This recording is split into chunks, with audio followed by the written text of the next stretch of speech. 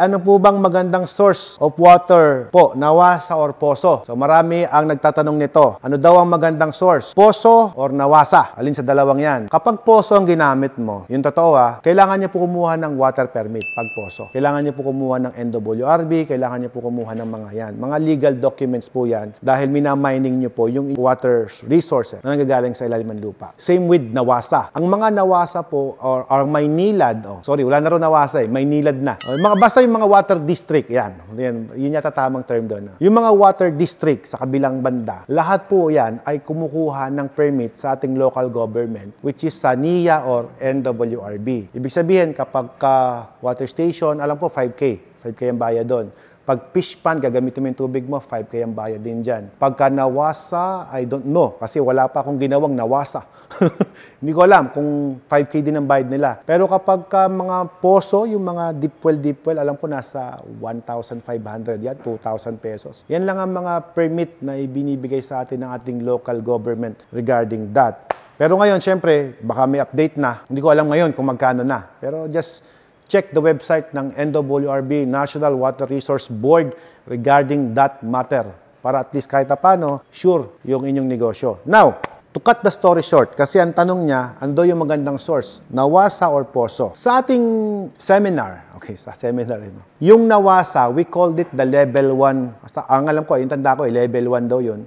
At level 2 yung mineral. Sabagay, sila lang naman gumawa ng term na yun Okay, doon lang tayo sa mas madaling intindihin. Huwag ng level.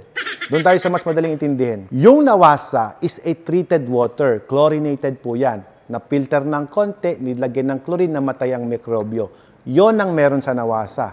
But still, ang nawasa, ba't nawasa kasi? Ang water district or yung prime water, lahat po yan, nanggagaling din yung tubig nila sa dam or sa ilalim ng lupa. Doon pa rin galing sa ating natural resources. Ngayon, anong pinagkaiba sa poso, sa deep well? Ang pinagkaiba lamang po niyan ay yung poso po. Yung poso naman, same naman po yan ang pinagkukuha natin ng mga water provider natin. Kung saan kumukuha yung mga nagbebenta sa atin ng metered na tubig, doon din naman sila kumukuha. Kaya lang, yun nga po, ang pinagkaiba lang natin, ginagamit po natin siya sa ating sariling lupa. Okay, posible ba ang sinkhole? Parang imposible kasi maliit lang yung nakatusok doon. Imposible yun. Pero ang sinkhole, pwede po siyang mangyari sa mga malalaking industrial na pinagkukuhanan mo ng tubig. Ang water station, usually, de 2, de 3 lang naman ang butas niyan. Ang liliit. Parang imposible na magkaroon ng sinkhole dito sa atin, sa mga poso. Pero siguro sa mga mountain area, hindi sinkhole ang tawag doon landslide. Pwedeng magka-landslide kapag, syempre, tumutusok sila doon sa lupa natin. Yun, pwede yun. Para mas masagot natin ang tama yung tanong, ano daw ang mas maganda? Sa business side, mas maganda, syempre, yung meron kang sariling water supply, yung poso. Bakit? Kasi yung poso na yun, electric motor lang ang gagamitin mo, may tubig ka nang ibebenta. Diba? Deep well pump or shallow well pump or submersible pump, yan lang na mga gamitin mo. Meron ka ng tubig na ibebenta. Unlike doon sa kabila naman, kung ikaw ay bumibili sa water district, of course, bawat ikot ng metro niyan, binabayaran mo. You choose. Sa kabila, kuryente lang ang binabayaran mo sa pagposo. Pero kapag water district naman, ang binabayaran mo, may kuryente na, may water district pa, may tubig pa. So, dalawa binabayaran mo versus sa isa. So, business-wise, I could say, may sarili kang water source. Pero, syempre, binayaran mo yun. Mahal din na magpa-deep well Mahal din magpagawa. Unlike sa bumili ka ng tubig, syempre, pag binili mo, walang gastos. Sa mga nagsisimula, sa mga walang puhunan, ang marirekomenda ko, magnawasa ka, mag-water district ka. Pero kung ikaw ay may puhunan, may pampagawa ka ng deep well, magpa-deep well ka na. Ganun naman ang sinasabi ko. Pero, ang pinaka-the best dyan, dapat parehas kang meron. Kasi pag nasira yung poso mo, dapat pwede yung nawasa mo. Dapat parehas mo silang ginagamit. A piece of advice. Kasi kung meron kang boat na yan, hindi mo na kailangan kumuha ng water permit marahil. Kasi nga, bumibili ka naman ng tubig So, yun ang mahasuggest ko. So, kung kaya mong magkaroon ng as much as possible, maraming water resources, mas maganda. Okay, yung deep well natin at nawasa, pag nasira yung motor mo or yung deep well, may backup kang nawasa. Kung naubusan yung nawasa mo, walang mai-supply, may deep well ka. Diba? Parehas. Ngayon, marami ang nagkakaroon ng misinterpretation regarding sa deep well. Okay, linawin natin yung part na yan. So, both of them, kung minsan dito sa iba't ibang lugar, magkaiba po ang deep well at shallow well. Magkaiba po yan. Ang tawag sa English po niyan is confined aquifer and unconfined aquifer. So, yun po ang pinagkaiba. Pag sinabi nating shallow well, ang lalim ng tubo po niyan is 25 feet lang po. Shallow well yan. More than 25 feet, ang considered na po nun is deep well. So, ano ba pinagkaiba? Most of the time, may mga lugar na mas malinis ang mababaw. Pero karamihan po, mas malinis ang malalim. Pero hindi lahat ng malalim ay malinis. So, kailangan pa rin po may survey. That's why kailangan natin kumuha ng geodetic, ang tawag doon, geodetic. Kailangan natin kumuha ng land survey or doon sa may ating NWRB. Pwede kayo mag-request sa kanila ng inyong map. I think may record sila doon. I just don't know kasi hindi ko pa nasubukan. Kung meron man silang ipoprovide. I guess, sabi nila, meron daw eh. May bibigay silang tamang plano sa'yo kung paano mo gagawin yung deep well mo para at least maiwasan ng gastos. O yan, shout out kay client ko dyan sa part ng San Carlos. Sumakit yung ulo. Nako, muntik nang sumuko sa water station business. Ay kasi naman, ganito nangyari, mga ka-Watermax. Ang ginawa po nila, pumunta dito, bumili ng machine.